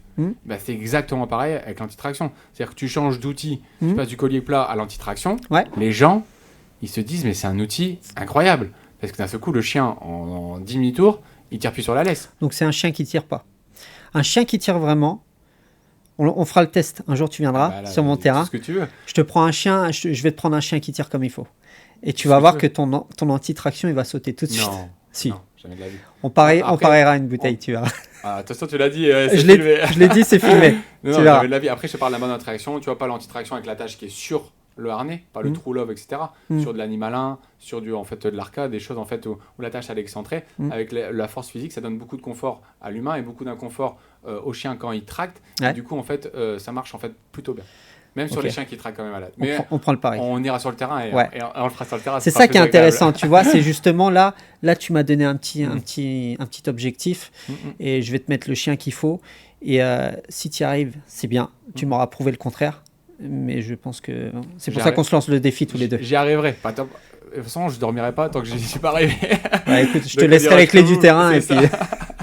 Mais bon, c'est Justement. bien de pouvoir discuter de ça. J'ai pas vu en fait de service école du chiot, cours collectif, cours récréatifs, Alors, si etc. les cours collectifs, en fait, je suis en train de refaire le site internet. C'est pour ça Ok. que tu le verras pas, c'est parce que le site a 15 ans, donc il faut qu'il se remette un petit peu à jour. Mais si je fais des cours collectifs, je fais des promenades éducatives aussi. Alors moi, j'ai les promenades éducatives, j'évite de les mettre sur Facebook parce qu'à l'époque, il y avait des gens qui annulaient, tout ça. Donc en fait, j'ai créé un groupe Facebook, un groupe WhatsApp, pardon. Voilà, donc les gens savent à telle heure, tout ça. Mais une fois que ce sera mis, le site internet sera vraiment en fonction. Les gens auront des dates, des machins bien précises. Et pourquoi pas de cours récréatifs et d'école du chiot? Parce que j'ai pas encore les outils nécessaires et surtout, faut que j'ai le temps. J'ai pas le temps. Ok. C'est le temps qui me manque en fait parce qu'il y a tellement de gens qui viennent pour de la rééduque ou même des chiens qui tirent. Enfin, tous ces problèmes-là qu'ils ont, en fait, ça me prend du temps. En fait, parce qu'il faut que je mette des heures bien précises. L'école du chiot, c'est pareil, il faut attirer les gens parce qu'ils ne sont pas attirés, comme on disait. J'ai une mauvaise image, entre guillemets, donc les gens ne vont jamais me confier un chiot. C'est pour ça que quand je montrerai du travail avec du chiot, les gens, je pense, viendront. Mais à l'heure d'aujourd'hui, j'ai remarqué que ce que tu mets en vidéo, tu as les clients. Donc ça veut dire que moi j'ai beaucoup de malinois, je vais avoir du malinois. Je vais montrer du staff, je vais avoir du staff. Et tu vois, c'est par période en fait. Je vais avoir du chien qui tire, ok. Je sais que j'ai des gens qui vont m'appeler parce qu'il y a des chiens qui tirent. Enfin voilà.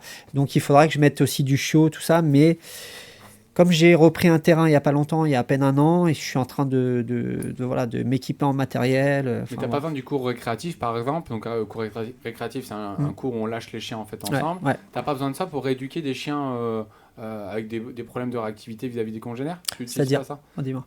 C'est-à-dire que notre dernière étape, par exemple, c'est d'aller dans un terrain où plein de chiens sont lâchés et lâcher le chien qui était anciennement réactif avec d'autres chiens. Ah si, mais ça, je le fais, si tu veux, sur mes balades éducatives. Ok. Ça me permet de bien connaître les chiens déjà. Je sais qui peut être détaché et qui ne peut pas être détaché. Je mets souvent, dans mes balades éducatives, il y a 2-3 chiens compliqués. Voilà. Sur 10 à peu près. Ça me permet de pouvoir réguler aussi ceux qui sont trop foufous. Ça me permet aussi de ceux qui étaient agressifs continuer en fait à progresser. Et ça me permet de celui qui est agressif commencer une étape de rééducation en groupe. Voilà. C'est pour ça que je mets ça. Maintenant, sur un terrain lâché, je prends pas de risque sur des cols de chiots à mettre des chiots comme ça et mettre un chien compliqué. Non. Impossible pour moi. Je suis vachement dans la sécurité, à protéger tous les chiens, choses comme ça. C'est une finalité. Hein, tu vois. Ouais, c'est une finalité. C'est une finalité, c'est-à-dire que forcément, elle s'est accompagnée d'un éducateur, etc. Ouais. Mais je préfère, si tu veux, sur des chiots, mettre des chiens bien formés déjà, parce que c'est ces chiens formés qui vont leur apprendre. Mais je veux pas de chiens trop brutal, par exemple, avec des chiots. Bien sûr. Je veux pas de chiens trop nerveux avec du chiot. Tu vois, toutes ces choses-là, moi, je vais les adapter. Adultes, tu vois, qui viennent voilà, exactement. Et après, c'est les chiots, bien sûr, présents, mais les chiots entre eux, c'est différent. Ouais. Mais effectivement, on pourrait jamais se permettre de faire ça. Par contre, pour la première fois depuis 6 mois, on a fait un cours récréatif avec petits et grands chiens. Ouais. Tu vois, mais bon. Il faut être sûr des chiens, c'est ça aussi, tu vois. Parce que tu vas avoir des chiots qui vont être oppressants vis-à-vis des grands, tu vas avoir des chiots, petits chiens, tu vois. Petits chiens petit chien, j'avais compris chiot. Tu vois, c'est chihuahua avec un bosseron, tu vois. Ah oui, mais ça, je fais souvent. Mais du coup, émotionnellement, c'est dur pour nous en tant qu'éduc parce qu'on doit sécuriser tout le monde. On a 2 terrains, donc on fait en sorte aussi de sécuriser avec les 2 terrains. Et après, de temps en temps, on lâche un grand avec les petits. Ouais. Les petits, il y en a un qui vient avec les grands, mais on est focus dessus. On fait en sorte de, bien sûr, jamais lui faire vivre une expérience négative et forte parce que sinon, en fait, voilà. Donc on le protège énormément et tout le monde ne peut pas accéder à ce cours-là. Tu vois, c'est très sélectionné. C'est ça. Souvent, on m'appelle pour me dire « je voudrais faire du cours récréatif ». Ça marche pas comme ça. Il faut jouer à ton chien, il faut que je comprenne qui il est, parce qu'on ne lâche pas un chien comme ça, avec 20 chiens, en disant tout va bien se passer. C'est pour ça que les caniparks, par exemple, créent beaucoup de déviance comportementale, bien sûr. parce qu'il n'y a pas assez de de visuel et du coup ça dévie en fait un petit peu. Hein. Toi, t'en penses quoi des caniparks? Moi, je suis pas forcément pour. Et tu regarderas, il y a beaucoup de gens, malheureusement, qui viennent avec leur chiot et qui me disent bah, j'ai mis en contact mon chiot, il s'est fait agresser. Combien de chiots se sont fait agresser? Tu vois, à cause de ça, parce qu'il y a des gens qui veulent tester leur chien et dire tiens, je le mettrais bien en contact vu qu'il fait jamais de contact. Donc je le mets dans un canipark. Bah ouais, mais là il est détaché. Comment on fait? Ça veut dire que là, il va aller harceler un autre chien ou agresser un autre chien. T'auras pas la main dessus. Donc non. Moi déjà, le canipark pour moi c'est, comme tu dis, pour moi une finalité. Et ce sera vraiment avec un chien qui est hyper bien codé et qui aura pas de problème. Là, la finalité, je l'emmène dans un canipark, c'est pas un problème. Mais moi, je vais privilégier le fait déjà, je vais privilégier le fait de faire des contacts en laisse. Malgré ce que disent la plus grande majorité des éducateurs canins, moi j'estime que le travail, le fait de faire des contacts en laisse, pour moi c'est indispensable. C'est indispensable et nécessaire. Les gens qui me disent oui, non, faut pas faire ça parce que il faut lâcher les chiens, machin. Donc ça veut dire que tu lâches ton chien que dans les champs déjà. Parce que la plupart du temps, moi je balade mon chien en ville, et je vais pas dire allez, on détache les chiens en ville. Bah non, tu vas faire un contact forcément comme ça. Donc le but c'est de leur apprendre la politesse et de leur apprendre à savoir comment fonctionne un contact en laisse. Donc c'est ça que je leur apprends. Une fois que le contact en laisse, il est bien fait et le chien sait se conditionner en laisse, tu sais que derrière, détaché, il n'y aura pas de problème. Tu vois. Il y a aussi l'humain à apprendre en fait Bien comment gérer le contact en laisse. Bien De sûr. ne pas me tendre la laisse comme un malade, de ne pas paniquer, de ne pas crier, de ne pas faire n'importe quoi pendant ce contact-là. Bien sûr. Et être capable aussi de fuir, enfin d'arrêter la situation Voilà. si jamais on voit que ça va partir dans tous les sens pour pas C'est créer une conséquence Et négative. de ne sur pas le chien. l'accepter surtout. Il y a énormément de gens qui subissent des contacts. Mm. Si on n'a pas envie, C'est on ne clair. fait pas de contact. C'est comme ça. Et surtout, tu verras que le contact, souvent, deux chiens arrivent face à face, mais vont aller tous les deux aux fesses. D'accord? Se sentir. Donc ça, il faut le recréer en laisse. Il y a des choses à mettre en place. Mais c'est sûr qu'il faut pas non plus. Si on ne le sent pas, c'est ce que je dis aux gens. Si vous ne le sentez pas, ne le faites pas. Mais maintenant, moi, je vais vous apprendre à savoir comment faire un contact en laisse C'est la et vraie comment vie. détacher le chien. Et c'est Voilà. la vraie vie. Bien c'est sûr. ce que tu as rencontré dans ta vie en fait. Bien sûr. Les faut gens pas qui fuir sont à la Paris, ils situation. font comment? Attends, ils font comment? Ils sont à 90% du temps, ils font la petite balade tu sais, dans la rue, dans Paris. Voilà, ils n'ont pas le temps. Ils vont aller le week-end en forêt, ça oui. Mais les 80% du temps, ça veut dire que tu fais pas de contact de chien. Et les 20%, soit ton chien va se faire harceler, soit il va harceler les autres. Voilà. Donc non, il faut apprendre à vraiment ce protocole-là. Bien sûr. C'est quoi pour toi la plus grande erreur dans l'éducation? La plus grande erreur des humains en fait dans l'éducation de leurs chiens? C'est d'humaniser leur chien, tout simplement. C'est de plus créer ce cadre-là. Alors d'aujourd'hui, je te dis, on est sur parent-enfant, on n'est plus sur maître et chien. On a plus la même vision du chien qu'il y a quelques années. Voilà. Le chien fait partie intégrante de la famille, ça oui, mais on est sur le même statut que l'enfant. Ça déjà. Parent-enfant, il n'y a pas un cadre entre le parent et l'enfant? Eh bien sûr, il y a un cadre. Mais Et pourquoi c'est les quoi la gens... différence? Pourquoi les gens font un cadre sur les parents-enfants et pas sur les chiens? Parce que souvent, les parents vont en fait associer leurs émotions, vont se vider sur les chiens, ont besoin en fait de vider leur énergie, leur stress, tout ça sur leur chien. Donc finalement, eh ben, le chien subit et il n'a pas le choix. Donc ça va créer des troubles de comportement, des choses comme ça. Et il y a beaucoup de gens maintenant qui me disent tiens, j'ai pris un chien parce que je me suis séparé. J'ai pris un chien parce que j'ai si... Non, mais Et bizarrement, chez l'enfant, on fait l'inverse. Eh bien On sûr, essaye, en fait, on instaure des de règles. pas et puis surtout de ne pas le faire subir nos émotions en fait. À Bien nous. sûr. Si on divorce, c'est pas nos gosses qui doivent subir en fait Et le voilà. divorce. Et Voilà. sur notre chien, bizarrement, on le décharge un petit peu. Ouais, on retranscrit Après, tout bon, ça. Ça, on pourrait débattre pendant des heures, à mon avis. Ouais. Parce que moi, je suis un petit peu plus, tu vois, sur le côté. Ça me dérange pas trop le côté parent-enfant, tu vois, dans l'idée d'engager l'énergie, d'avoir ses responsabilités. D'avoir un juste milieu, bien Voilà, sûr. c'est juste une question de juste milieu. Mais moi aussi, c'est pareil. Tu sais, je dis aux gens, moi, ton chien il peut même dormir sous la couette. Ça ne me dérange pas. Du moment que les règles sont bien définies. Exactement. À partir du moment où il y a des problèmes de comportement, les règles qui étaient définies ou les privilèges sont dès à présent refusés. Je vais te mettre des privilèges en fonction de ton comportement. C'est aussi simple que ça. Mais on leur donne tout. Il y a même des gens qui font monter les chiens sur le canapé alors qu'à la base, ils ne voulaient pas monter sur le canapé. Tu vois? Ils ne se rendent pas compte. Ils se disent, oui, mais je veux lui faire un câlin. Tu peux lui faire un câlin par terre. Maintenant, si le chien n'a pas de problème, il peut monter sur le canapé. Moi, je m'en fiche. Tu vois? C'est toutes ces choses-là. On a perdu cette notion de juste milieu. C'est d'un extrême à l'autre, en fait. Moi, je suis Tu vois, allé chez soit trop quelqu'un, dur, soit c'est trop... ça. Je suis allé chez quelqu'un en fait où on peut pas s'asseoir dans un canapé. Ah là. Ça m'a fait sourire, mais du coup ça a créé un accident.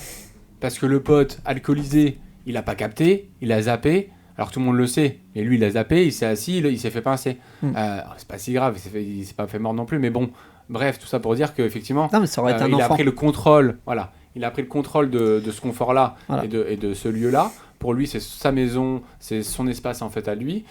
Et du coup, en fait, sans faire exprès, il le défend ça crée de la déviance. Mais encore Sûr. une fois, tout le monde l'a respecté et tout le monde s'est dit bah oui, ok, il se l'a approprié, bah maintenant c'est à lui. Mais ça a créé de la déviance parce que c'est la vie et parce que malheureusement, voilà, je leur ai dit bah vous pouvez le garder, mais dans ce cas-là, il faut le faire déjà que sur ce canapé-là. Et dans ce cas-là, il peut avoir un accident. Parce que voilà, vous m'avez appelé pour l'accident. Donc moi, la solution, c'est d'arrêter de le mettre dans ce canapé-là, tout simplement. Bien sûr. Et de remettre une place peut-être plus à l'écart, peut-être confortable également, mais plus à l'écart, dans une situation où un humain n'ira pas forcément. Parce qu'effectivement, un humain qui voit un chien dans un canapé, il va aller le caresser beaucoup plus facilement qu'un humain qui voit un chien dans un panier, Bien normalement. En Bien 2025, sûr. normalement. Mais du coup, voilà, c'est pour éviter les accidents. Mais tu vois, ils ont eu cette réticence à dire bah non, c'est son canapé. Bah, j'ai dit bah du coup, il a raison. Du coup, c'est quoi le truc? Parce que Mais tu si sais, tu dis que regarde, c'est son canapé, voilà. un exemple tout simple. Les gens, quand ils achètent un panier, ils mettent des choses molletonnées. Je leur dis, le chien n'a pas besoin de ça. Ah oui, mais vous comprenez, machin. Il se couche à 80% du temps sur ton carrelage à côté. Il me dit, oui, il veut pas aller dans le panier. Bah forcément, tu le mets sur le canapé déjà. Et quand je vais le mettre dans le panier, oui, mais il faut qu'il ait son petit confort, tout ça. Tu crois que le chien il se couche pas sur le carrelage, par terre, dans le jardin, et il s'en fout lui. Là, le problème, c'est qu'on est encore dans ce truc de ultra confort. Le chien n'a pas besoin forcément d'avoir un ultra confort. Déjà, le fait d'être dans la maison, il est bien. Tu vois, c'est des choses où certains chiens n'ont pas besoin de plus de confort que d'autres. Tu vois, il y a des chiens où on va leur donner plus de confort, il y aura pas de problème. Et il y a des chiens, tu leur accèdes un peu trop à ce confort-là, et on se dit ok, ils vont tout prendre. Encore une fois, c'est une question d'équilibre, tu vois. Moi, là, je suis pas. C'est ça. Encore une fois, je serais pas. C'est ça. Rendre la place du chien confortable, mais à 1000%, moi, pour moi, dans mon cœur à moi, tu vois, sans aucun problème. Je serais pas dans le fait de dire non, il faut pas mettre du confort dans son espace. Non, je te dis pas de pas mettre du confort. Je te dis juste que les gens ont interprété cette notion de confort qui n'est pas forcément nécessaire pour ce type de chien-là, par exemple. Tu vois, lui, il s'en fout. Tu lui mets un truc molletonné ou pas molletonné, il s'en fout. Et puis, tu en as d'autres, ils aiment bien avoir leur petit confort. Tu vois, oui, bien sûr. c'est pas, je dis pas, il faut pas de confort du tout. Je dis juste que rester sur un juste milieu avec les chiens. Il y a des chiens qui n'ont pas besoin de ça. Et il y en a d'autres, on leur donne trop de confort alors qu'ils n'en ont pas besoin. C'est surtout ça. Et quel est est-ce qu'il y a un client avec un chien qui t'ont marqué dans ta vie? Tu en as marre, de toute façon. Oui. Mais lequel t'a le plus marqué et pourquoi? Alors là, ce sera pas avec un client, ce sera un chien que j'ai repris d'une association qui lui m'aura marqué à jamais, qui est toujours là d'ailleurs. C'est Tango, là il a 8 ans à l'heure d'aujourd'hui. C'est un chien qui a ouvert un mec comme ça, tu vois, de la poitrine jusqu'au ventre et du bras là jusqu'à l'avant-bras, tu vois. Parce que c'est un chien qui était, je crois, de sécurité, je crois. Il avait été dans une association, l'association l'a fait adopter, mais sans avoir les...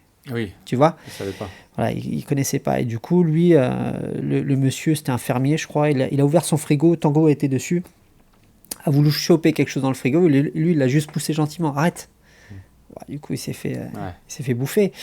Donc lui, je l'ai récupéré. Ils m'ont dit, soit tu le prends, soit on l'euthanasie. Et c'est là où tu vois ce système de partenariat avec la fourrière, où je bossais depuis 10 ans avec eux. Où on en fait tout un monde de la fourrière, mais c'est grâce à cette fourrière justement de Tremblay en France qui est toujours vivant aussi. Tu vois, là, il restera chez eux et il vit bien. Tu vois, il va mourir chez eux. C'est ça qui est bien. Alors qu'on dit que la fourrière, ils euthanasient à tout va. Mais bon, bref, c'est un autre sujet.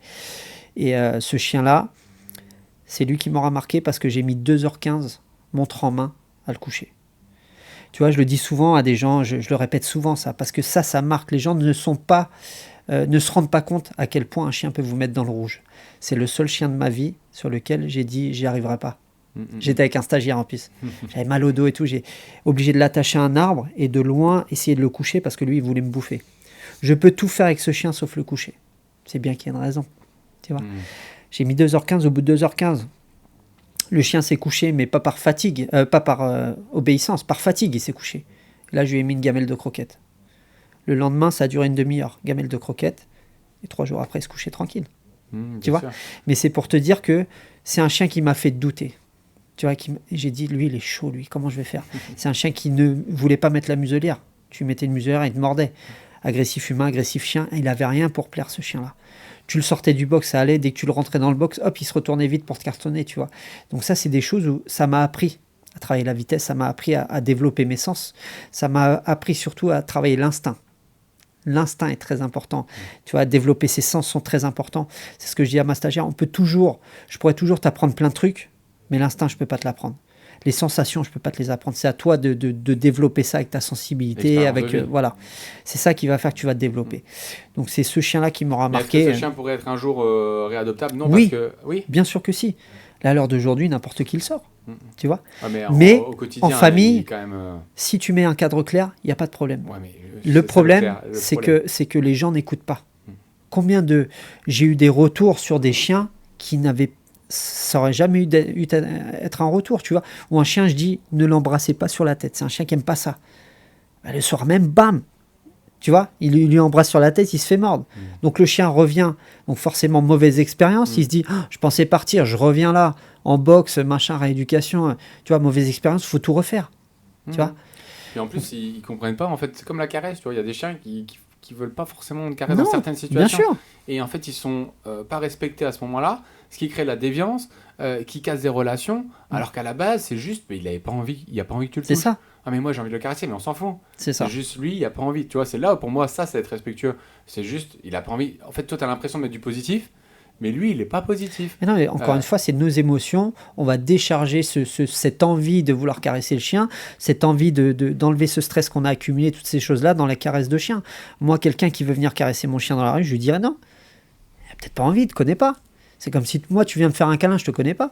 Tu vois. Exactement. C'est ce donc que je dis tout le temps, le truc, c'est que il faut arriver à accepter. N'oubliez pas que les chiens reproduisent que nous, comment nous réagissons, et comme on n'aurait pas envie d'être, j'ai perdu mes mots, mais on veut en fait une certaine forme de confort en fait autour de nous, et on veut pas. Moi, j'aimerais pas qu'on fasse ce que j'ai pas envie de ressentir. Donc, le truc, c'est que il faut accepter ça. Mais alors d'aujourd'hui, tu vas dire non à quelqu'un dans la rue, voilà, ça y est, lui, il est, tu vois, tu vas cadrer un peu ton chien parce qu'il fait le con, il va un peu loin. Oh, viens là. Oh, alors lui, tu vois, c'est fou d'en venir là, quoi. Moi, je fais ça même sur les chiots, tu vois.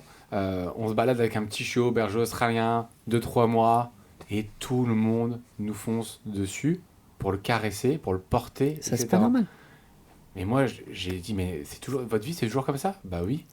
Mais je dis, mais faut arrêter. Puis même sur votre chien. Votre chien, il est en train d'apprendre des trucs de malade. Ouais. Il va fuir l'humain. Ou il va fuir l'humain, ou après, quand il va voir un humain, il va foncer dessus. Je dis, mais il faut mettre beaucoup plus de neutralité. Oui, mais on peut pas. Et c'est vrai que pendant une séance, mais après, il était magnifique, tu vois. Mais bon, je me suis rendu compte que les gens nous parlaient même pas. C'est-à-dire qu'ils fonçaient sur le chiot, ils caressaient comme si c'était en fait un nounours, comme si c'était une peluche, alors que c'est un être vivant, tu vois, avec de la sensibilité, et qu'ils n'étaient pas capables en fait de le voir de cette manière-là. Eux, ils avaient envie de caresser, bah, ils vont caresser. Ouais. Et du coup, ils créent plein de déviances en fait là-dessus. C'est comme bizarrement mettre sur le harnais ne pas toucher, parce que le chien ne veut pas de contact, et que les gens des fois touchent comme ça, bah, bizarrement ça attire les gens. Ouais. Bon, faut pas le toucher? Moi j'ai pas peur. Tu crées la discussion, voilà. Mais ça n'a rien à voir. Ils ont besoin de se sentir, c'est un peu l'ego, quoi. Tu vois. Et ça m'est arrivé en fait en plein milieu du magasin, parce que moi je travaille dans un magasin souvent, l'hiver quand il pleut, etc. Je travaille dans un magasin. Je démuselle un chien réactif humain. Je démuselle. Pas pour faire le malin, juste pour apaiser le gars et dire, regarde, il se passe rien. Comme par hasard, il y a une dame qui vient. Ah, il est beau, nanana. Je dis, ouais, juste, faut pas le toucher. Toi, le chien il va nifler, un dalmatien. Ok. Il va. 2 fois, hein. Tac, elle fait ça, je dis non, par contre, faut pas le toucher. Elle dit, mais. Je dis non, faut pas le toucher. Et là, elle touche. Il lui a pris le t-shirt, et il aurait pu la pincer, etc. Et puis là, ce sera de ta faute. Et après, elle se barre. Je dis non. Revenez ici, on revit la situation, parce que lui, maintenant, il voulait plus l'approcher. Ouais. Parce qu'encore une fois, il a cru que c'était oppressant pour lui. Du coup, je lui ai tout expliqué, et heureusement, elle était gentille. Elle cherchait pas le mal. Ce que je veux dire, c'est qu'encore une fois, c'est humain, elle a envie de caresser, elle croit que le contact physique va lui permettre d'avoir en fait, de l'apaisement. Et c'est pas parce que moi je le caresse, 2 secondes après moi je le caresse, mais moi j'ai une relation particulière avec le chien. Juste, du coup, je lui ai donné des bons becs pour essayer d'apaiser la situation. Bah regarde, cet individu-là, il te donne quelque chose de positif, quoi, d'accord? Pour essayer de l'apaiser, mais bon, on peut pas tricher, lui. Il s'est dit, elle est capable de venir capable de venir toucher. Hein. Moi j'ai appris avec le temps que la croquette ne fait pas la confiance. Non. Sur certains exercices, je te parle. Et encore une fois, la récompense alimentaire, il y a une façon bien particulière de... Voilà. Mais je sais que, par exemple, je reçois un chien qui est un petit peu chaud, machin, jamais je lui donne la croquette. Jamais. Combien il y en a qui ont donné les croquettes qui se sont fait bouffer après? Combien? tu vois. Bien sûr. Mais pour en revenir au chiot, moi, ce que j'explique aux gens, ne laissez pas se faire caresser par tout le monde. C'est trop intrusif. Et pensez bien que là, il les caresse, mais dans un an, on en reparle, hein, quand ils seront adultes. Hein. Ils ne voudront plus les Il le caresser. snob, et lui, Et puis le chien, il va avoir des problèmes de comportement. Il va se dire, ah bah, pourquoi je peux pas y aller là? D'habitude, les gens viennent, ils viennent plus à moi. Donc moi, je vais aller à eux. Et là, tu crées un problème de comportement. Attention, c'est encore une fois une question d'équilibre. On dit pas qu'il faut pas le faire caresser par les, Bien sûr. par les autres personnes. Oui, etc. c'est vrai qu'il faut ajuster toujours, tout ça. Ouais. Modérer, parce que sinon, si tu modères pas, c'est là en fait où on te met dans des cases en fait d'extrémistes, alors qu'en fin de compte, tout est question d'équilibre et paradoxe. Et que en fait, bien sûr qu'il faut sociabiliser, mais il faut pas sur-sociabiliser. C'est ça. Et on parle des humains, mais avec les chiens, c'est exactement la même chose. T'as un petit chiot, qu'est-ce que tu as envie de faire? Le mettre en contact. Tu vas pas le mettre en contact avec le malot qui marche sur des œufs. Tu vas le mettre en contact qu'avec des chiens joueurs. Et du coup, tu vas faire croire à ton chien que tous les chiens que tout le monde est joueur. sont joueurs. Ouais. Et du coup, ça crée en fait de la dérive. Et parce que juste tu persuades ton chien par ses expériences que ça va être positif. Et d'un seul coup, quand il a plus son permis chiot et qu'il fonce détaché à la plage sur le malot qui marche sur des œufs, lui, il respecte pas et il dit non mais moi je vais jouer. Bien sûr. Et là, ça crée en fait des traumatismes à ce moment-là. Faut faire attention en fait à tout ça, quoi. Mais ouais, c'est vrai que c'est ça qui est embêtant sur un podcast. T'es obligé de bien faire attention à ça. Alors parce que ceux qui me connaissent pas vont me découvrir, mais c'est vrai que faut pas sur-socialiser ou sur-sociabiliser les chiens, c'est important. Qu'est-ce que tu penses des signaux d'apaisement du chien? Quels sont ces signaux et comment toi tu les vois? Est-ce que tu es content de les voir? Est-ce que en fait quand tu les vois tu te dis c'est pas bon? Toi tu le vois comment? Si, je suis content de les voir parce qu'il me prévient, forcément, d'accord? Non, que ce soit de la peur ou de l'agressivité ou autre chose. Mais ce qu'il faut bien retenir sur les signaux d'apaisement, parce que j'ai remarqué ça, il y a beaucoup de gens qui vont se dire tiens c'est les oreilles, tiens c'est la queue, tiens c'est ceci, tiens c'est cela. Tu vas voir que un malinois et un autre malinois n'auront pas les mêmes signaux d'apaisement. Tu verras que là j'ai reçu un berger allemand ce matin. Le fouet est relevé naturellement. Tu vois? Quand ce chien-là va arriver vers d'autres chiens, les gens vont dire « Oh, fouet en l'air, attention !» Pas du tout. Donc tu vois, c'est des choses où il faut prendre avec des pincettes aussi. Même les autres chiens pourraient bien sûr, même les autres chiens. C'est pour ça qu'il faut interpréter aussi ces signaux et bien les décrypter, savoir qu'est-ce qui est naturel, qu'est-ce qui n'est pas naturel. C'est surtout ça. Et qu'est-ce que tu penses du léchage au niveau du museau? Léchage au niveau du museau, ça peut être tout et n'importe quoi. Ça peut être le fait d'un inconfort sur, par exemple, je vais caresser le chien, il va se lécher la truffe. Position d'inconfort, d'accord? Si je sais pas, il y a un regard entre les deux chiens, pareil, il va se lécher la truffe, ça peut être une position d'inconfort, mais ça peut être autre chose aussi. On parle bien du coup de quelque chose de stressant, quoi, d'accord? Ouais, quelque chose de stressant. Il y a beaucoup qui vont mettre ça dans les signaux en fait d'apaisement, alors que c'est pas forcément un signal d'apaisement, c'est un signal de stress plus qu'un signal d'apaisement. Oui. En fait, à ce moment-là. Par contre, le bâillement, le secouement, le grattage, le détournement, enfin ça peut être l'évitement, mais il y a plein de manières en fait d'apaiser une situation, de s'apaiser lui-même ou d'apaiser l'individu qui est en face. Mais ce que je voulais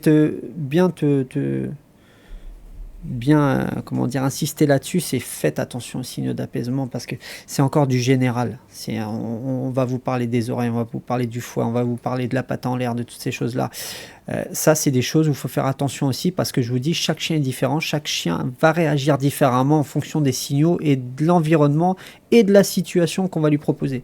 Et de son énergie, etc. Exactement. Un chien calme va plus bâiller, qu'un chien dans l'énergie va plus se gratter ou se secouer parce que tout simplement, il va être dans l'action, il va plus nifler, il va plus en fait être dans l'action pour essayer d'évacuer.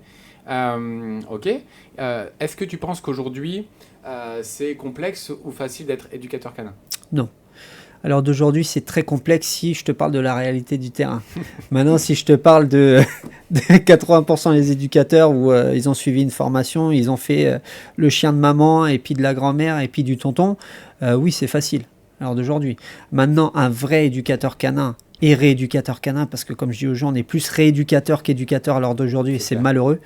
C'est malheureux d'en arriver là, mais c'est comme ça. Non.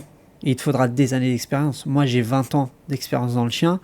Je suis qu'un petit dans l'éducation, tu vois, parce que j'ai tellement de choses à apprendre encore dans la vie de tous les jours. Tellement de choses à apprendre. Et au-delà du métier, dans la gestion d'entreprise, est-ce que, parce que on n'en parle pas forcément souvent, est-ce que être auto-entrepreneur en France aujourd'hui, c'est quelque chose en fait de simple ou c'est quelque chose où tu dois donner beaucoup de ton temps, beaucoup d'énergie. Est-ce que c'est Non, non, complexe? c'est du temps. Les gens ne voient pas ça, ils pensent qu'on fait que des séances et puis on rentre chez nous, c'est tranquille. Non, c'est pas ça. Il y a toute la gestion des prises de rendez-vous, toute la gestion de factures, des contrats, des choses comme ça à établir. Donc ça, c'est compliqué. Les coups de téléphone, voilà, les premiers rendez-vous à caler, enfin toutes ces choses-là. Et il y a aussi le fait de, est-ce que tu as, je sais pas, par exemple, moi j'ai fait 10 ans dans la rue, j'avais pas de terrain, j'avais rien. Alors aujourd'hui j'ai un terrain, j'ai des choses à mettre en place, c'est une autre façon de fonctionner. Donc tout dépend comment tu grandis avec ta société parce que tu as des charges différentes, tu as des choses à mettre en place différentes. Est-ce que tu fais des formations, pas des formations? Il y a beaucoup de choses. Donc la gestion d'entreprise, c'est très important de la connaître sur le bout des doigts. Puis aujourd'hui, il y a beaucoup d'éducateurs qui sortent de terre partout, ce qui est plutôt pas mal. C'est-à-dire que les gens s'engagent pour leur chien et qu'ils ont envie de changer les choses.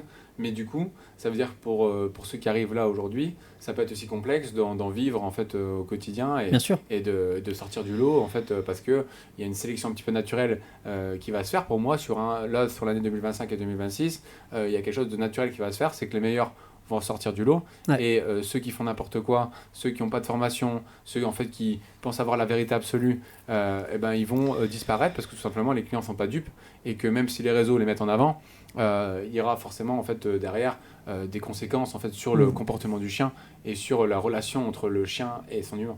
Mais ils ont quand même eu cette chance d'avoir ce coup de pouce des réseaux sociaux que nous on n'avait pas à l'époque. Exactement. Enfin, bon, moi, je l'ai eu quand j'ai monté ma société d'éducation, mais à l'époque, ils n'avaient pas tout ça. C'était plutôt le bouche à oreille, et forcément, il y avait beaucoup moins d'éducateurs canins.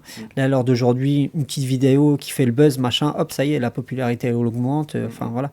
Donc, ils ont eu cette chance-là, mais après, on verra, entre guillemets, qui sont les vrais quand il faudra mettre un chien, Je suis d'accord. un chien problématique. Ok, on va faire le meilleur et le pire. Ouais. D'accord, je te donne un thème et tu me dis le meilleur et le pire. Ok. Outils éducatifs. Ça dépend. Le meilleur ou le pire. Réfléchis pas, meilleur ou pire. Moi, outils éducatifs, tout dépend des outils, mais pour moi, le meilleur. Non, mais dis-moi le meilleur, du coup. Pardon, c'est moi. Ah, Non, je vais faire pour moi, ok. par exemple. Vas-y, redis-moi meilleur là. outil éducatif, je vais dire en fait le jeu, d'accord. Ouais. Le pire, collier élec, par exemple. Tu vois, c'est comme ça qu'il faut le voir. Donc vas-y, redis-moi. Outil éducatif, du coup. Bah oui, forcément, le jeu, pour moi. Et le pire? Et le pire... Tu vas me sortir la friandise?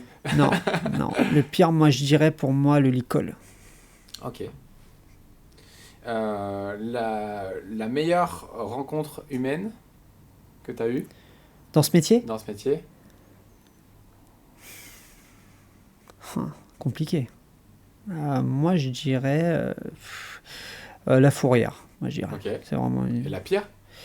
la pire rencontre. Ça, t'en as eu. Tu parles au niveau client ou professionnel? En général. En général, certains clients, ouais. Certains clients, ça a été la pire.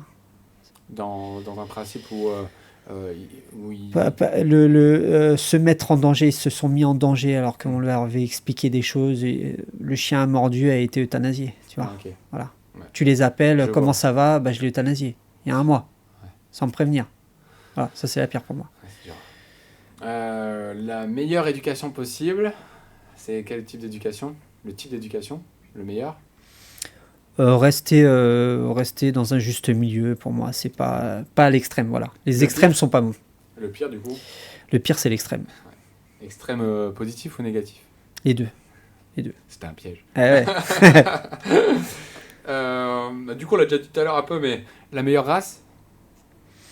J'ai pas de meilleure race. Non, mais ça, c'est ce que j'aurais dit aussi. Mais si tu dois en choisir une? Alors, c'est pas meilleure Non, race, c'est pas on la va meilleure, dire c'est celle que je préfère. Voilà, c'est ça, celle que tu préfères. Allez, je reste quand même sur le Malinois parce que voilà, j'ai eu des bonnes taquine. expériences avec. Ouais. Et du coup, alors je sais pas si tu veux pas y répondre, tu y réponds pas, mais la pire, c'est pas la pire dans qui elle est, mais dans les rencontres que tu as pu faire, la plus difficile, la plus complexe des races que tu as pu croiser? Alors, je dirais pas une race, mais c'est les petites races en général où c'est plus complexe sur de la rééducation, pour moi. Parce qu'il y a des choses qui sont un peu plus... faut être beaucoup plus sensible, mais en même temps être un petit peu ferme. Mais attention au poids du chien, parce que le poids du chien peut être impactant quand tu tiens la laisse ou autre chose. Bien sûr. Donc c'est un peu plus compliqué, les petits chiens. J'ai osé mettre ça. Vas-y. Le meilleur éducateur. Meilleur éducateur? Ouais. Il n'y a pas de meilleur éducateur pour moi. Quelqu'un que tu... On apprend de tout le monde. Non, mais pas le meilleur dans le sens, c'est le top 1. Quelqu'un que tu respectes, quelqu'un que tu te dis, cette personne-là, si un jour j'ai un problème avec mon chien, je serais capable de lui donner. Alors, ça se pose pas pour moi, donc c'est compliqué, mais quelqu'un que je respecte dans ce métier, je respecte Nicolas Grevel-Dinger, je respecte... j'ai pas un top 1, si tu veux. Oui, non, mais Mais bien sûr. voilà, il peut y avoir... Ah putain, j'ai oublié son prénom. Merde. Mais bon, après, moi, je suis beaucoup sur les Américains, parce qu'il n'y a pas de tabou sur les Américains. Tu vois, il y a Bart Bellon, je peux t'en citer plein des Américains que tu connais pas, mais... Enfin voilà, c'est des gens que je respecte, Justin Rainey, ces gens-là, Kashi, tous ces gens-là, je les respecte parce que voilà, il n'y a pas de tabou, ils montrent tout, ils sont un peu comme moi, tu vois, à tout montrer, et puis ça plaît ou ça plaît pas, mais au moins ils montrent, tu vois.